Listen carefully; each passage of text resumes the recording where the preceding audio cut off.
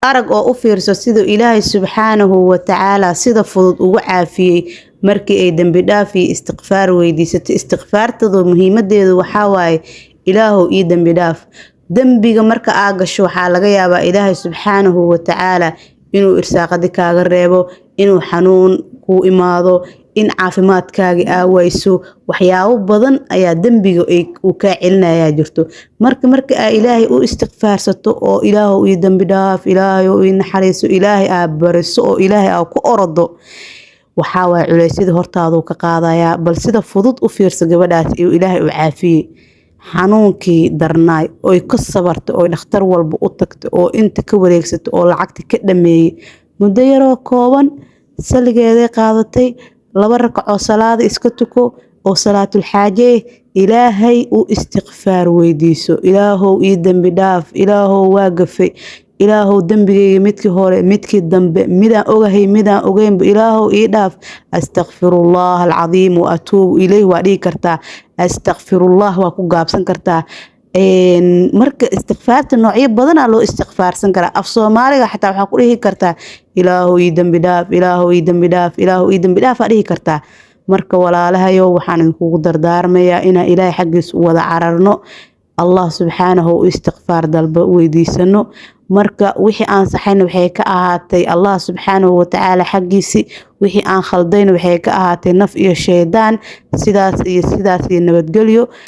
waxaan idin leeyahay aan ku wada salina nabigeena Muhammad sallallahu alayhi wa sallam si aan ajar badan wada shaqeysana dhamaanteena.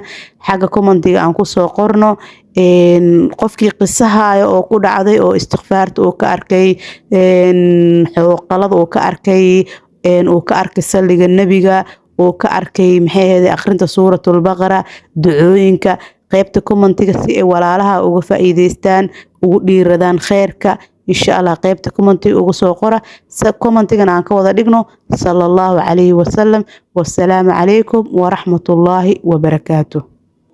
marka aad uma santahay bartaan hada soo gaartay waxaan ku leeyahay fiidiyooga insha Allah si uu meel dheer noogu gaaro oo khayrka loogu kala faa'iideysto like to noo saar insha Allah channelkana ku xiro subscribe-ka si oo markasta inta uu noqoto qof ugu horeeyo u soo dhaco khayrka waxa kale inta ku leeyahay u sii share garay sababtoo ah marka qof kasto u share gareysid ajarkiis waa la qaybsanaysaa kiisana lagama nusqaaminayo adigana ajarkiya la qaybsanaysaa.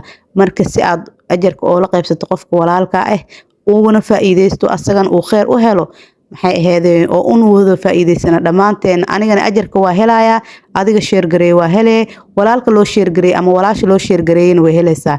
marka sidaas darteeda insha Allah si share gareeya aad u mahadsantiin gambaleelkana ku xirta si aad u noqotaan dadka ugu horeeyo oo khayrka faa'iideysto. wassalaamu calaykum waraxmatullaahi wabarakaatuh fi amaanillah.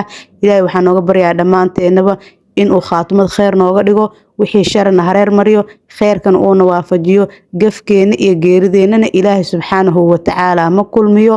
ilaahay waxaan ka baryaynaa maalinteena maalin khayr qabta inuu ilaahay nooga dhigo khaatimadan khayr noogu khatimo.